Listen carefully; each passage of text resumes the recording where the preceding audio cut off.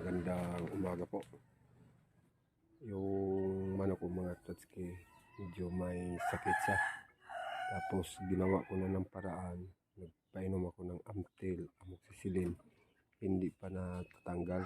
So gagawa ako ngayon ng paraan mga tatski kung paano gamutin yung sipon dito. Tapos namamaga. Ipakita ko sa inyo. So yun po. Yan mga tatski, yan o.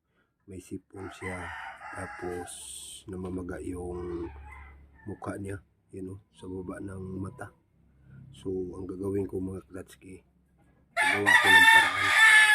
Alright, kukuha tayo ng dahon ng klabo, yan, tapos ihawin natin, tapos limon.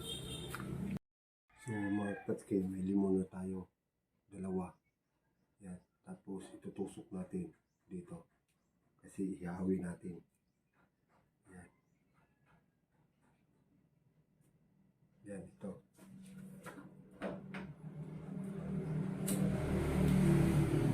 Yan.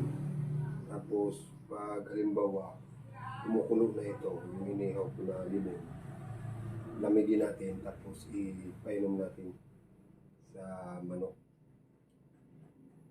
I-drops lang natin.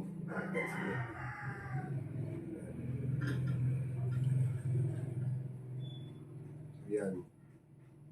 Iniihaw ko pa mga tatski. Ito na mga tatski. Yan. Yan. Kulang pa. Yan.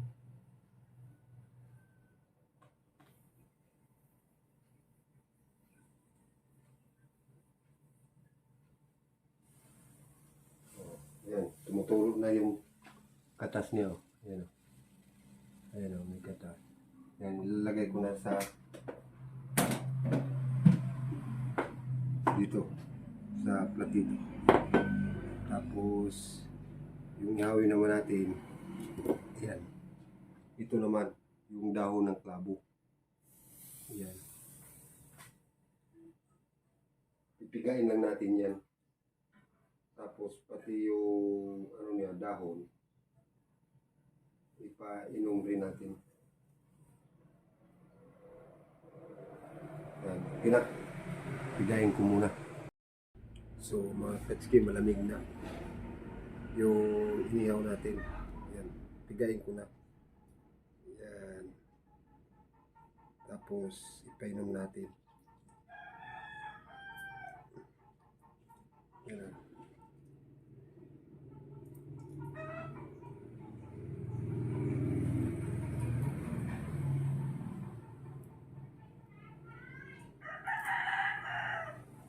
Kasi may ginamot na ako mga katatski, yung mga sisiw ko, may sipon din ang mata.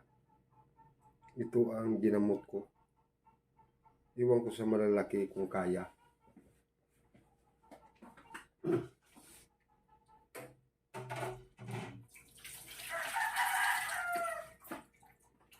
Yan. Tapos may drops tayo. Yan. Tapos yung klabo natin. Yan. Diyan lang. Tapos ipakain natin. Right? Punta natin yung manok mga tatski.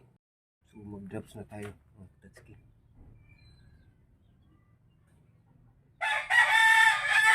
Yan. Inom natin.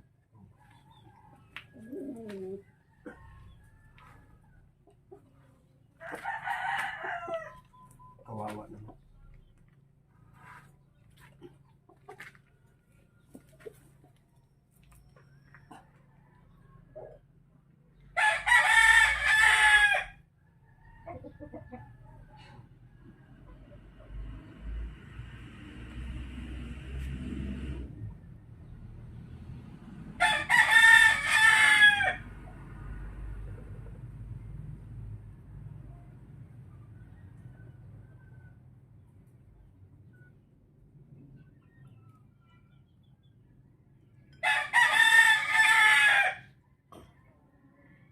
Days ito mga tatski.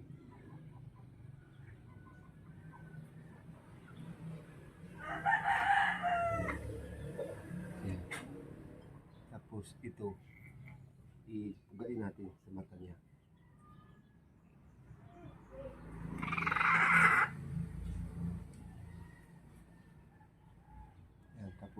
Ayun. Ang kakain natin. Ang dahon.